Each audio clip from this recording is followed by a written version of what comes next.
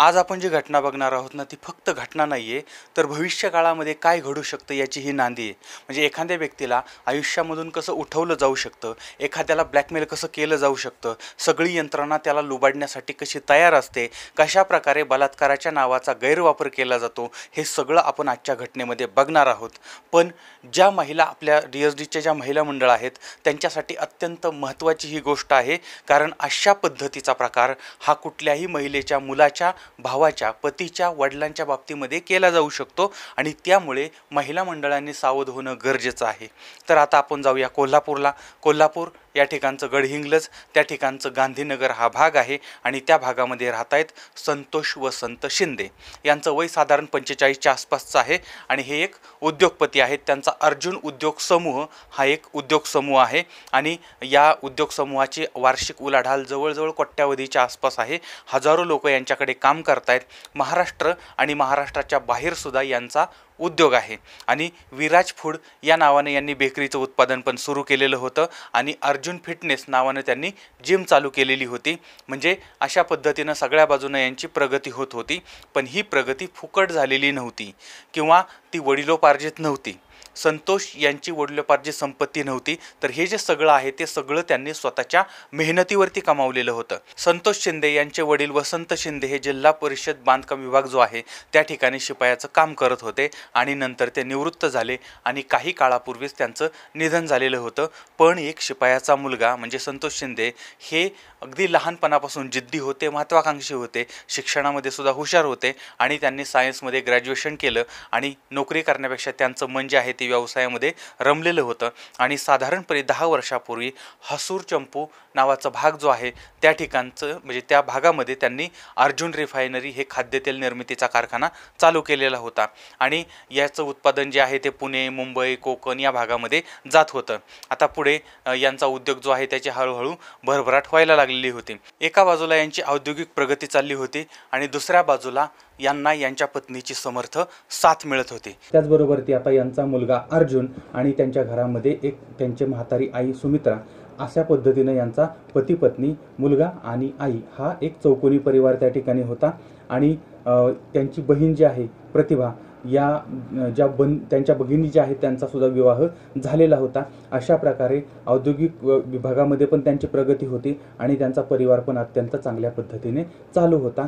पण यांचा दुर्दैवाचा फेरा सुरू झालेला होता. गडहिंग्लज या ठिकाणच्या माजी नगरसेविका शुभदा राहुल पाटील, राहणार गिजवणे रोड, गडहिंग्लज. आता हे नाव पोलिसांनी प्रेसमध्ये सांगितलेलं होतं, त्यामुळे मी तुम्हाला ते सांगितलं. तर या महिलेनं एप्रिल 2023 संतोष शिंदे यांच्या विरोधामध्ये संकेश्वर पोलिसांमध्ये बलात्काराचा गुन्हा दाखल केलेला होता. आता या प्रकरणात संतोष यांना महिनाभर जेलमध्ये जायला लागलं होतं. आता ही गोष्ट संतोष यांच्या अत्यंत जिव्हारी लागलेली होती आणि त्यामुळे ते डिप्रेशनमध्ये गेलेले होते. आता आत्तापर्यंत यांनी जेवढं काही कमावलं होतं ते सगळं एका बाईच्या तक्रारीनं उद्ध्वस्त झालेलं होतं. तारीख आहे 23 जून 2023, वार होता शुक्रवार. आता या दिवशी रात्री पती, पत्नी, मुलगा आणि आई सगळ्यांनी जेवण केलं आणि सगळे झोपी गेले होते. ती रात्र सरली आणि दुसरा दिवस उजाडला. सकाळी आई सुमित्रा ज्या आहेत त्या उठल्या, पण त्यांचा मुलगा, सून आणि नातू मात्र कुणीही उठलेलं नव्हतं. आता रोजच्या प्रमाणे घरामध्ये गडबड दिसत नव्हती आणि त्यामुळे मग त्या आईनं त्या आपल्या मुलाला, नातवाला आवाज दिला, सुनेला आवाज दिला, पण त्यांचा काही प्रतिसाद मिळाला नाही. त्यानंतर मग त्यांनी बेडरूमचा दरवाजा वगैरे वाजवला, पण तरी काही प्रतिसाद मिळाला नाही. शेवटी आईने शेजाऱ्यांना बोलवलं आणि त्यांनी मग दरवाजा उघडण्याचा प्रयत्न केला, आवाज देण्याचा प्रयत्न केला, पण काही उपयोग झाला नाही. शेवटी तो दरवाजा तोडण्यात आला आणि समोर जे दिसलं ते मात्र अगदी थरकाप उडवणारं होतं. मुलगा, सून आणि नातू या तिघांचेही मृतदेह रक्ताच्या थारोळ्यामध्ये पडलेले होते. जगातील सगळ्यात मोठं दुःख त्या आईवरती कोसळलेलं होतं. तिचे अगोदर पती गेले, नंतर मुलगा, नातू, सून गेलेली होती आणि मुलाच्या पूर्ण वंशाचा निर्वंश या ठिकाणी झालेला होता. आता ही बातमी सगळीकडे पसरली. गडहिंग्लजमध्ये हाहाकार उडालेला आहे. व्यापारी लोकांनी बंद पुकारलेला आहे. पोलिसांनी कायदेशीर कारवाईला सुरुवात केली. आता यावेळेस त्या ठिकाणी ज्यावेळेस झडती घेत होते त्यावेळेस त्या घरामध्ये एक चिठ्ठी सापडली होती. आता याच्यामध्ये आत्महत्येसाठी 4 लोकांना जबाबदार धरण्यात आलं होतं. बलात्काराचा आरोप करणारी ती नगरसेविका आणि तिचा सहकारी होता सहाय्यक पोलीस निरीक्षक राहुल कुमार श्रीधर राऊत, वय वर्ष 35, राहणार निलजी, गडहिंग्लज या ठिकाणचा आणि सध्या अमरावती या ठिकाणी पोलीस कंट्रोल रूम जे आहे त्या ठिकाणी कार्यरत. त्याचप्रमाणे पुण्यामधले विशाल बाणेकर आणि संकेत पाटे या चौघांना जबाबदार वगैरे धरण्यात आलेलं होतं. आता पोलिसांनी मग यांना पकडण्यासाठी अनेक टीम तयार केलेल्या होत्या आणि आता पोलीस संशयितांच्या मागावरती होते. आता ज्यावेळेस हा संपूर्ण परिवार कायमचा संपला हे त्या नगरसेविकेला आणि तिचा पोलीस मित्र जो आहे त्यांना समजलं आणि त्यानंतर ते दोघं सुद्धा या ठिकाणावरून फरार झालेले होते आणि पुण्यातले दोघं संशयित सुद्धा गायब झालेले होते. आता पोलीस या चौघांच्या पाठीमागे होते, मागावरती होते आणि रविवारी विजापूरच्या एका हॉटेलमधून नगरसेविका आणि तिचा पोलीस मित्र या दोघांनाही अटक करण्यात आलं, ताब्यात घेण्यात आलं होतं. आता यांच्याकडे सोने आणि चांदीचे जवळजवळ 25 दागिने सापडले होते. त्याचबरोबर ती काही रोख रक्कम सुद्धा मिळालेली होती. आता हे पैसे आणि दागिने शिंदे यांचे होते का इतर कोणाचे होते याबाबतचा सुद्धा तपास सुरू झाला. त्याचबरोबर ती नगरसेविकेच्या घरी सुद्धा पोलिसांनी झडती घेतली होती आणि सहाय्यक पोलीस निरीक्षक राहुल राऊत याच्या सुद्धा घरी पोलीस गेले, त्यांनी तिथं पण छापा घातला होता. आता यावेळेस पोलिसांनी या पोलिसाला बेड्या घातलेल्या होत्या आणि घरी नेलेलं होतं. आता घरातील आजी किंवा आत्या जी आहे यांना हे बघितल्यानंतर फार मोठा धक्का बसला होता, कारण आपला मुलगा हा मोठा साहेब आहे, पोलीस आहे आणि तो काही करू शकतो, पण त्याला कुणी काही करू शकत नाही. पण याच मोठ्या साहेबाला अशा पद्धतीनं पकडण्यात आलेलं आहे आणि हे पाहिल्यानंतर त्या घरच्यांनाही आश्चर्य वाटत होतं. यावेळेस तो सहाय्यक पोलीस निरीक्षक जो आहे तो कानडीमधून आपल्या आजीला सांगत होता की मी निर्दोष आहे. तर अशा पद्धतीने आता हे दोघंजण पकडलेले होते, नगरसेविका आणि पोलीस, आणि पुण्यातले दोघंजण जे आहेत ते गायब झाले होते. म्हणजे ज्यावेळेस मी ही तुम्हाला घटना सांगतो आहे त्यावेळेपर्यंत ते गायब होते.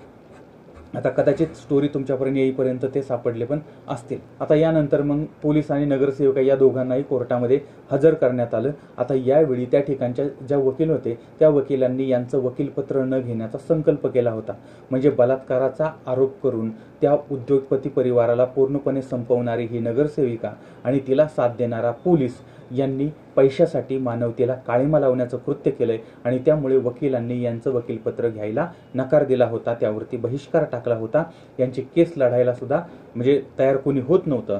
आता यावेळेस मग संकेश्वरचे त्या ठिकाणचे जे वकील आहेत संजय मगदूम आणि सागर माने हे या ठिकाणी मग या आरोपींच्या मदतीला धावून आले आणि दोन्ही आरोपींना कोर्टामध्ये हजर करण्यात आलं. सरकारी वकिलांनी मुद्दे मांडले होते की पुण्यातील 2 संशयित आणि हे जे 2 संशयित आहेत किंवा आरोपी आहेत तर यांच्यामध्ये काही संगनमत आहे का याच्याबद्दलची माहिती घ्यायची आहे.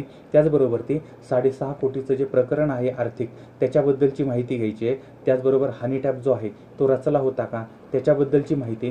त्याचबरोबर ते आरोपींनी अजून कोणाला फसवलं आहे का आणि आरोपींचा मोबाईल तपासणी, बँक व्यवहार तपासणी अशा अनेक बाबींची तपासणी करायची असल्यामुळे ह्या दोनही आरोपींना जास्तीत जास्त कोठडी देण्यात यावी अशी मागणी करण्यात आली. आता यावेळेस मग आरोपींचे वकील जे होते त्यांनी त्यांची बाजू मांडली होती की शिंदे यांनी आपल्या पत्नीला आणि मुलाला विष दिलं आणि त्यांची हत्या केली आणि नंतर स्वतः आत्महत्या केली आहे, त्यामुळे आरोपींना कमीत कमी कोठडी देण्यात यावी. आता ज्यावेळी मी ही घटना तुम्हाला सांगतो आहे त्यावेळी ते आरोपी कोठडीमध्ये होते आणि त्यांच्याबद्दलची अधिक माहिती पोलीस जाणून घेत होते. आता यानंतरही त्यांच्याकडून काही वेगळी माहिती किंवा नवीन माहिती सुद्धा आपल्यासमोर येऊ शकते. फक्त जे आत्ता माध्यमातून समोर आलं होतं ते तुमच्यासमोर मांडण्याचा मी प्रयत्न करतो.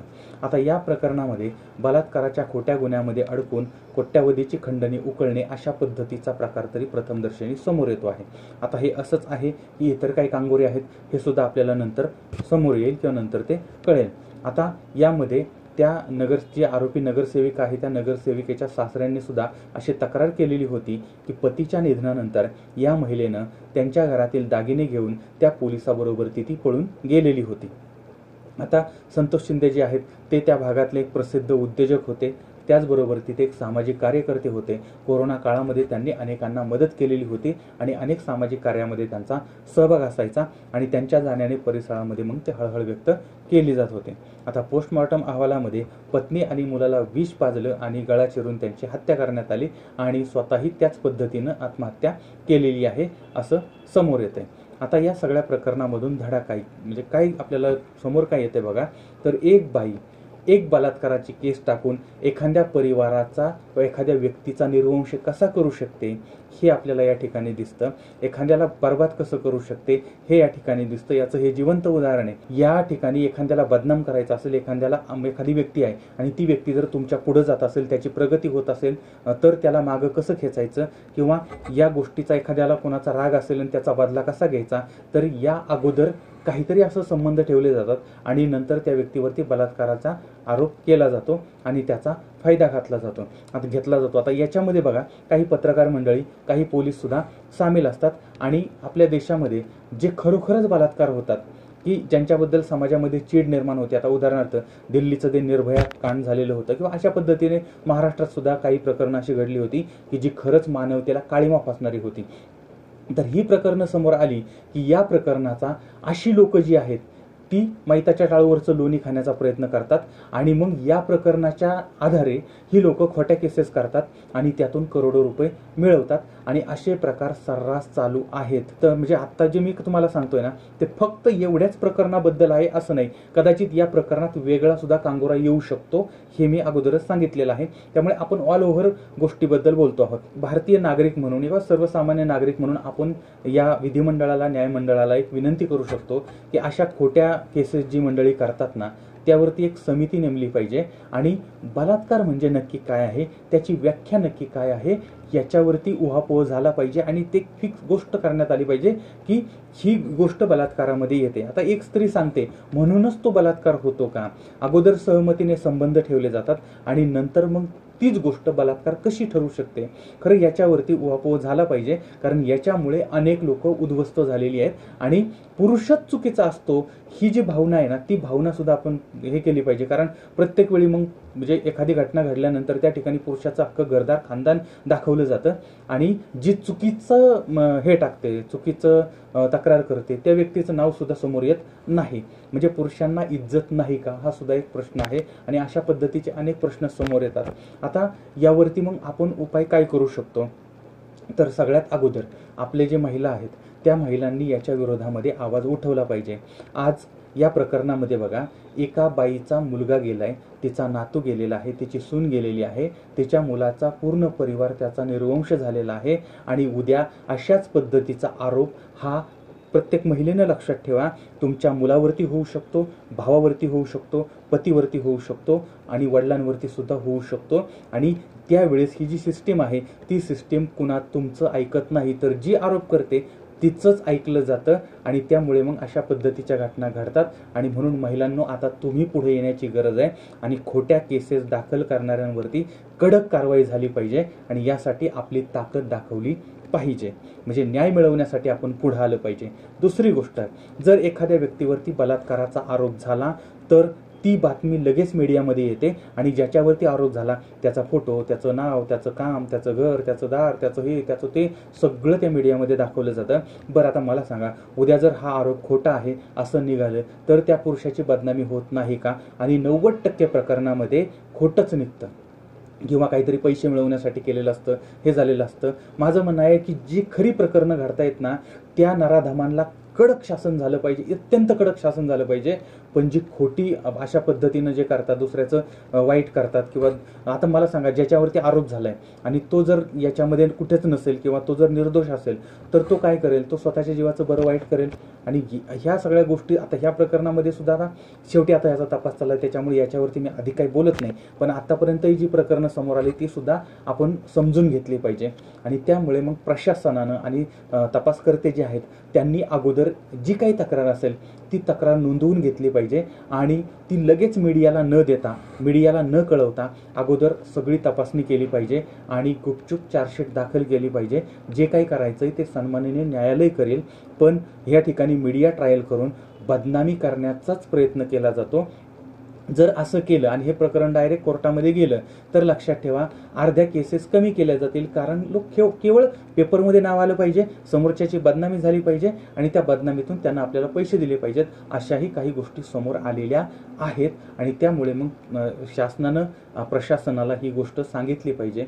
अर्थात आता आपण फक्त विनंती करू शकतो आणि मीडियावाल्यांनी सुद्धा या प्रकरणामध्ये सुरू म्हणजे काहीच माहीत नसताना कृपया कोणाची नावं सांगू नये, किंवा इथून मागे जे झालं ते झालं, इथून पुढं तरी म्हणजे आता कसं होतं की ज्या वेळेस ती प्रेस नोटमधून जी नावं समोर येतात ती नावं तर 100% सांगितली जातात.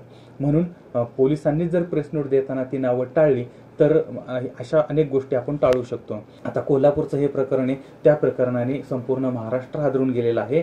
आणि जर तुम्ही आपले जे DSDचे जे आपले प्रेक्षक आहेत, आपले सहकारी आहेत, तर त्यांच्यातले कोणी संस्थेमध्ये असतील, कुठल्या संघटनेमध्ये असतील, कुठल्या पक्षामध्ये असतील, तर त्यांनी त्यांच्या पक्षाच्या संघटनेच्या वतीनं आपले जे लोकप्रतिनिधी आहेत त्यांच्याकडे अर्ज द्या, किंवा त्यांना सांगा की अशा पद्धतीच्या खोट्या तक्रारी करणाऱ्या लोकांवरती उपाय केला पाहिजे आणि यांना सुद्धा जबर शासन केलं पाहिजे. आणि जाता जाता ही गोष्ट सांगतो की जे लोक, परत एकदा सांगतो, जे लोक खरंच अत्याचारी आहेत त्यांना कठोरात कठोर शासन झालं पाहिजे. स्त्रियांचं संरक्षण हे झालं पाहिजे, त्यांचा सन्मान हा झाला पाहिजे, त्यांना त्यांचा हक्क अधिकार मिळालाच पाहिजे. आई म्हणून आपण, आई आहे म्हणून आपण जन्म घेऊ शकलो, बहीण आहे म्हणून पाठीवरती प्रेमाचा हात आहे, बायको आहे म्हणून आयुष्यभराची साथ आहे, आणि मुलगी ही तर बापाचं काळीच पान आहे, आणि स्त्री आहे म्हणून पुरुषाला अर्थ आहे, त्याचं अस्तित्व आहे. आणि म्हणून स्त्रीवरती जर अन्याय होत असेल तर त्या ठिकाणी पुरुषांनी पुढे आलं पाहिजे. पण पुरुषांवरती जर कुणी चुकीचे आरोप करत असतील तर त्या ठिकाणी स्त्रीनं पुढे आलं पाहिजे. आशा करूया की विधिमंडळामध्ये अशा पद्धतीनं याची दखल घेतली जाईल आणि गुन्हेगारांना, चुकीच्या लोकांना वचक बसेल अशा पद्धतीचे कायदे केले जातील. बरं, आता याबद्दलचं तुमचं मत काय आहे ते सुद्धा मला जरूर कळवा. पुन्हा भेटूया पुढच्या भागामध्ये एका नवीन क्राईम स्टोरीसह. तोपर्यंत धन्यवाद.